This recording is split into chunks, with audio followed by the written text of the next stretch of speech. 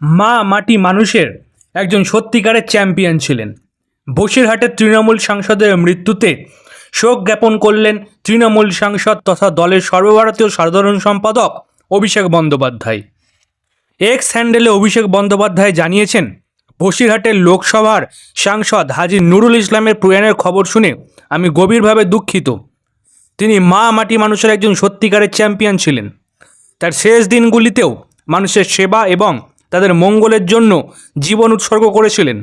তার পরিবারের প্রতি আমার আন্তরিক সমবেদনা রইল। তার আত্মার শান্তি কামনা করি।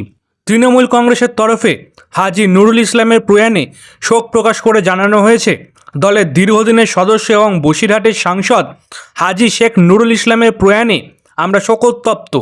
আমরা হাজী শেখ নুরুল ইসলামের বিদায়ী আত্মার শান্তি কামনা করছি। তার পরিবার পরিজন ও শুভান্যধারীদের প্রতি সমবেদনা জানাচ্ছি।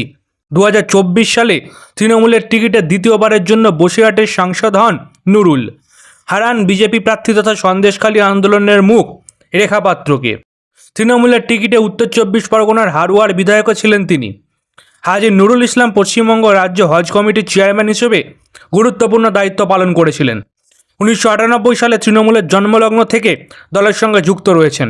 তার আগে ভারতের জাতীয় কংগ্রেসের সঙ্গে যুক্ত ছিলেন হাজী নুরুল ইসলাম। 2011 সালেও হারোয়া থেকে জয়ী হন হাজী নুরুল ইসলাম। এরপর 2024 সালের লোকসভা নির্বাচনে ফের বসিরহাট থেকে তাকে টিকিট দেয় তৃণমূল কংগ্রেস। বিজেপি প্রার্থী করে সন্দেশখালীর বাসিন্দা তথা প্রতিবাদী আন্দোলনের মুখ রেখা পাত্রকে। সিপিএমের টিকিটে বসিরহাটে লড়েন সন্দেশখালীর প্রাক্তন বিধায়ক নিরাপদ সর্দার।